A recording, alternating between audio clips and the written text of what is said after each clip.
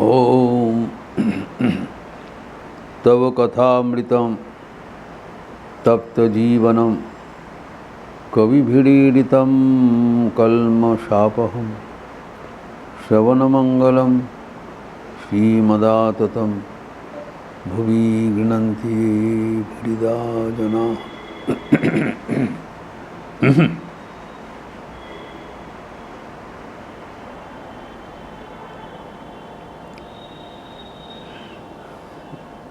श्री श्री ठाकुर के निर्देश एक कहानी के माध्यम से जो मिला है उसी का लगातार चर्चा हो रहा था कई दिन। आगे बढ़ो, जितना बढ़ोगे उतना पाओगे। तो हम लोग देखा है आगे तो बढ़ना है, लेकिन अगर हम विषय भोग की ओर बढ़ें तो वहाँ पर हमें तृप्ति नहीं मिलती है। वही बात हम रविंद्रनाथ का संगीत से उद्धृत किया था।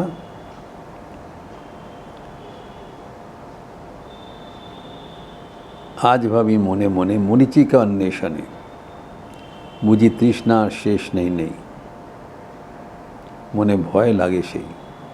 अभी आगे बढ़ने के लिए मन में भय उत्पादन होता है, कारण ये तो एक मरुतृषा मरीचिका मिराज में व्यर्थ अन्वेषण।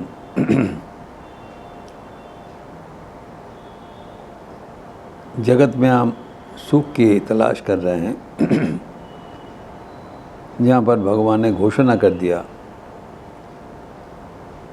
अनित्यम असुखम लोकम। ये यहाँ पर सुख नहीं मिलता है, कारण ये अनित्य है। जो अनित्य है, प्रतिक्षण परिवर्तनशील है, वहाँ से स्थायी सुख मिलना असंभव है। Contradiction of term. लेकिन वहाँ पर हम लोग सुख का तलाश करते हैं, तो हमारे जो आगे बढ़ना व्यर्थ होना अनिवार्य है। तो सोच बूझ के आगे बढ़ना चाहिए, यही है बात।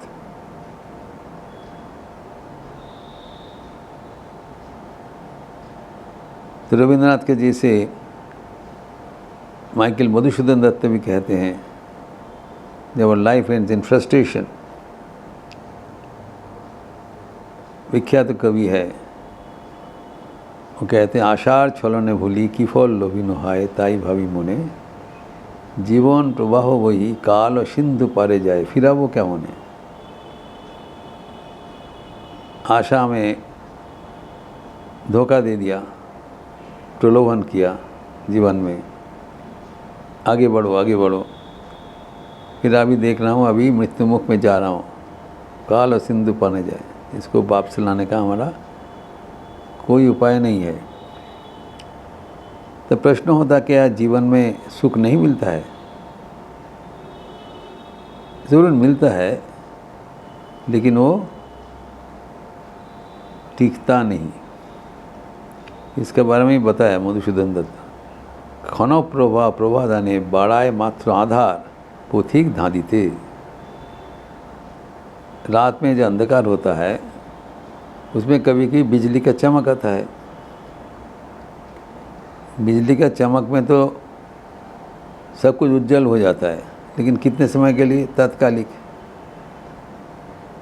खनो प्रभा विद्युत को कहलाता है, जो प्रवाह एक क्षण के लिए होता है। वो प्रवाह देते हैं, प्रवाह दाने, तो उसमें क्या फ़ायदा होता है? नुकसान है। पोतिक धारिते, ये हमारे दृष्टि को और भी आच्छन्न कर देते हैं। We become confused, we become dazed. Suddenly एक झलक आया, तो विद्युत का आलोक से कभी कोई रास्ता पार नहीं कर पाएगा, वो गिर जाएगा। तो इसी है, हमें विभ्रमित करने के लिए ये सब किया जा रहा है। इस अनुसार हम लोग राजा जजाति का उपाख्यान भी देखा था, जहाँ पर उन्होंने कामना पूर्ति के लिए 1000 साल बिता दिया, फिर ही रियलाइज्ड ये होने वाला नहीं है, असंभव है। जब मन में ये होने वाला नहीं निश्चय होता है, तभी हमारे जीवन आध्यात्मिकता की ओर अनिवार्य रूप से चले जाते हैं। That is the golden turning point in our life when we move from the world to the divine. जब विषय में विराग पैदा होगा, विषय जब हम देखेंगे इसमें मिलने वाला नहीं है, तभी ईश्वर में अनुराग सृष्टि होगा। उपाय है, ईश्वर में अनुराग इसलिए सृष्टि नहीं हो रहा है, हमारा मन विषय वो धावित है, विषय प्रति अनुरक्ति है। तो विषय के प्रति विरक्ति ही ईश्वर के प्रति अनुरक्ति है। एक ही मुद्रा का दो पीठ है, two sides of the same coin. इसलिए भगवान तो निर्देश दे दिया क्या करना है, न केवल जगत का परिस्थिति का खुलासा व्यक्त किया, ओनली हाफ वर्ड्स और 2 श्लोक में, अनित्यम असुखम लोकम, यहाँ पर कुछ तुम्हारा सुख नहीं मिलेगा। इमाम प्राप्त, तुम्हें प्राप्त हुआ है, हमें क्या करना चाहिए भी बता दिया। भजस्व माम, मुझे भजन ना करो, इतना सहज है। जिसको भजन करने में तुम्हारा, जिसको प्राप्त करने में तुम्हारा जीवन व्यर्थ हो रहा है, वो गति फेर कर दो। Orient your life towards God and get what you want. भजस्व माम बता दिया। तब वही बात का इंगित भगवान ने दिया है। तभी जब भगवान के ओर हमारा मन जो दिंग परिवर्तन होता है, तभी हमारे जीवन में आध्यात्मिकता का शुरुआत होता है, सूत्रपात होता है, सूर्योदय होता है। तो उसमें भी हमें कहाँ तक बढ़ना चाहिए, ये भी प्रश्न है। हम जो ईश्वर तो अनंत है, तो ईश्वर के पास जो पहुँचने का जो संकेत दे रहे हैं, तो कैसे पहुँचे, कहाँ तक पहुँचे। तो ये इसके लिए भी ठाकुर का सुंदर कहानियाँ हैं कि एक नवपरिणीता बोध हुआ है, शादी हो गया, तो उनका पति आके उपस्थित हुआ। अन्य सब जुमाओं के साथ बैठे हैं। उनकी सहेलियाँ उनको पूछ रही है, ये जो इन लोग बैठे हैं, इनमें से तुम्हारा पति कौन है। दूर से बता रहे हैं, खिड़की से देखते हुए। तो वो कुछ बोल नहीं रही है। तो इन लोग जो दिखा के कहते, ये है तुम्हारा पति। वो कहते नहीं, ये नहीं है। इसी करके सबको बारी बारी में दिखा रहे हैं, ये तुम्हारा पति है क्या। बोले नहीं। लेकिन जब जो असली पति के प्रति उंगली निर्देश किया, ये तुम्हारा पति है, तब हाँ भी नहीं बोल रही है, ना भी नहीं बोल रहे। ठाकुर का अनबद्ध भाषा है। शुद्ध फीक करे हेसे चुप करे रइल, अद्भुत भाषा। और निश्चुप हो गए, स्तब्ध हो गए, हंसते हुए। अर्थात जहाँ पर तृप्ति है, जहाँ पर आनंद है, अनाबिल आनंद है, वहाँ पर भाषा स्तब्ध हो जाता है। मौनम सम्मति लक्षणम। तब और आगे की ना हाँ बोलना पड़ता है, ना बोलना पड़ता है। सब समझ लिया तब यही उनके सहेली का पति है। तो इसी ठाकुर कहते हैं, जब आगे बढ़ोगे, जिकने शांति सीखनी, स्तब्ध हो जाए। और आगे बढ़ने का और कुछ बातचीत करने का ज़रूरत नहीं होता है। तो अपने आप पता चलता है मुझे प्राप्त हो गया, दूसरे को भी पता चल जाता है। वैसे ही एक द्वितीय उदाहरण देते हुए ठाकुर ने समझाया कि राजा आचे शादी उड़ी पड़े, जो असलियत राजा बैठे हैं वो 7 महल के पीछे बैठे हैं। एक आदमी उनको दर्शन करने के लिए गया, कहानी में कहा गया, तो किसी को पकड़ा है, वो ये राजा के बहुत खास है, पकड़ा, भाई तुम राजा को हमको पास पहुंचा दोगे? बोला हाँ चलिए। तो पहले जो विराट फटक है, सब बड़े बड़े सब दरबान खड़े हैं, प्रत्येक का वेशभूषा अति उत्तम है, राजमहल है। तो दरवाजे पहुंचकर उनको भव्य वेश देखकर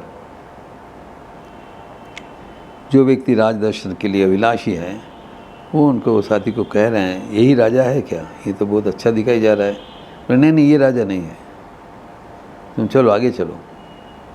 तो अतिक्रम करके पहला फाटक छोड़ के दूसरा फाटक में गया। वहाँ पर भी और भी अधिक सुंदर एवं भव्य सब वेशभूषा पहन के मुतयन है।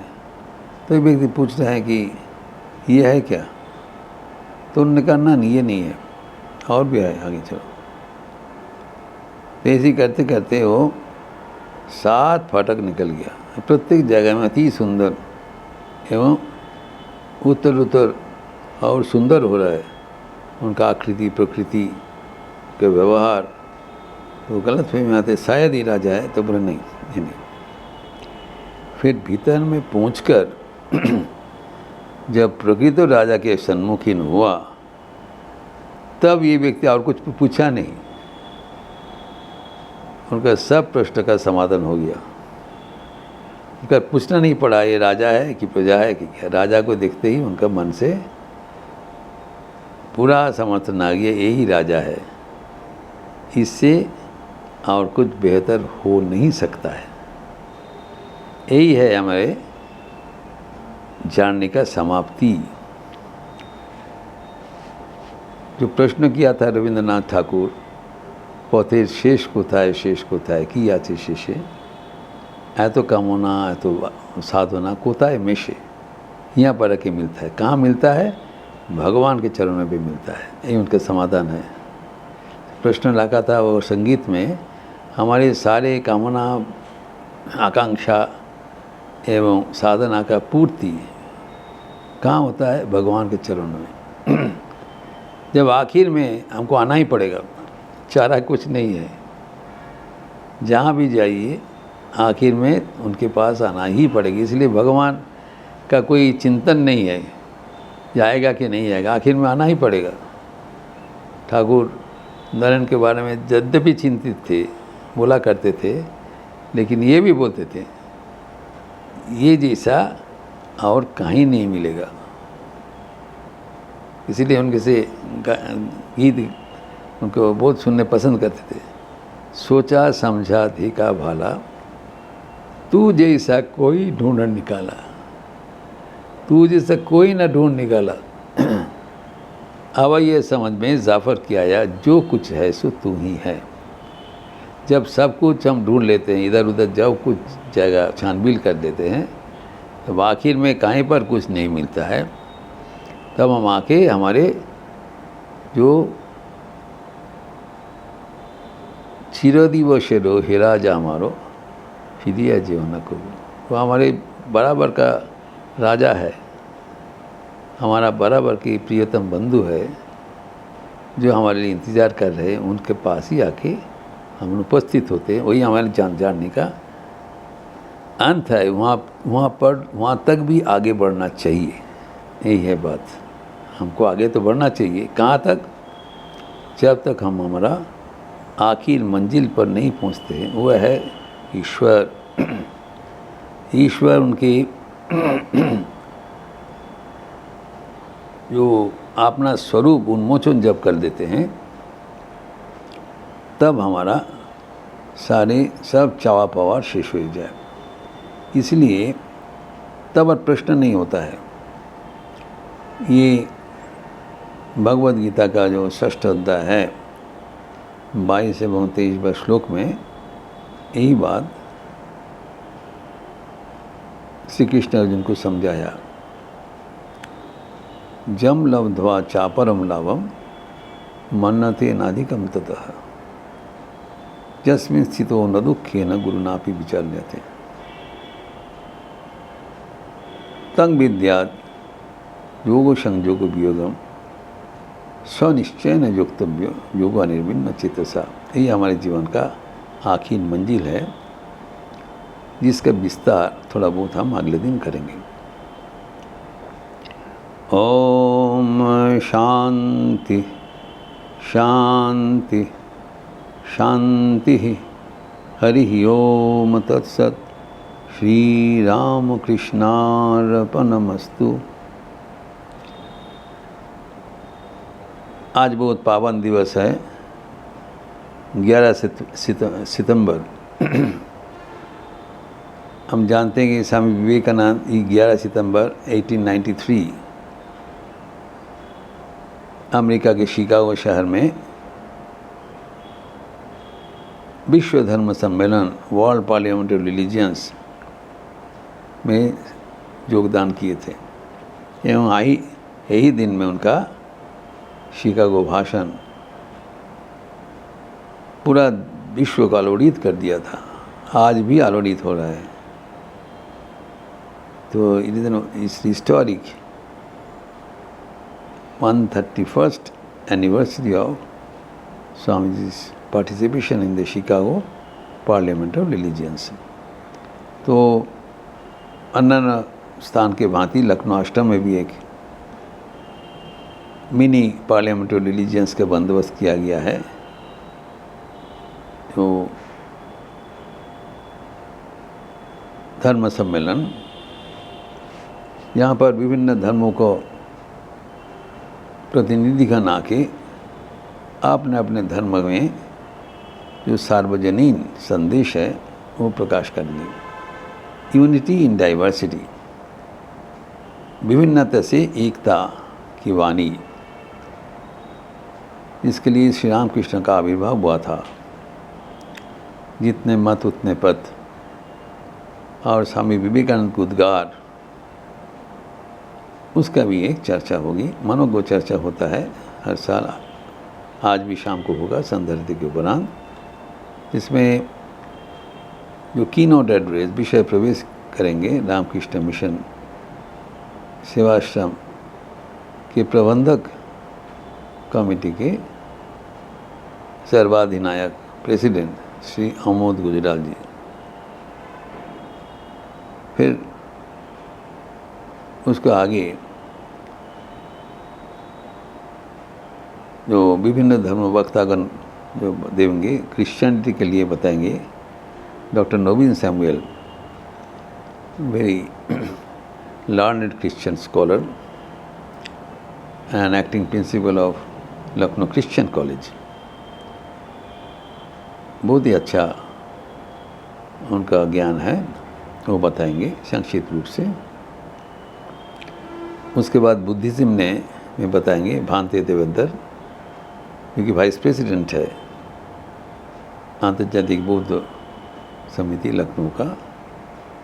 वो भी बुद्ध का शांति मैत्री के वाणी वो प्रकाश करेंगे, सभी हिंदी में होगा।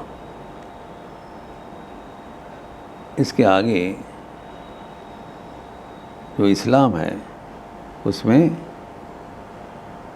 डॉक्टर नकवी आज़ाद वो बताएंगे। एक अद्भुत चरित्र है, अमेरिका में रहते हुए एवं अत्यंत पारदर्शी एक अधिवक्ता होते हुए किसी इस्लाम का वाणी आपने जीवन में अपनाया एवं सर्वसाधारण के लिए उदार मतवाद प्रकाश कर रहे हैं। ये तरुण है, वो हम सहमति दिया है, बताएंगे, लखनऊ में आए हैं। और सिखिज़्म के बारे में बताएंगे राजेंद्र सिंह बग्गा, जो कि सिख प्रबंधन कमेटी यहाँ पर है, गुरुद्वारा प्रबंधन कमेटी के प्रेसिडेंट है। अत्यंत माननीय सिख गुरु का जैसा है वो भी बताएंगे, एवं आखिर में हिंदुइज्म के बारे में मेरा कुछ भाषण रहेगा।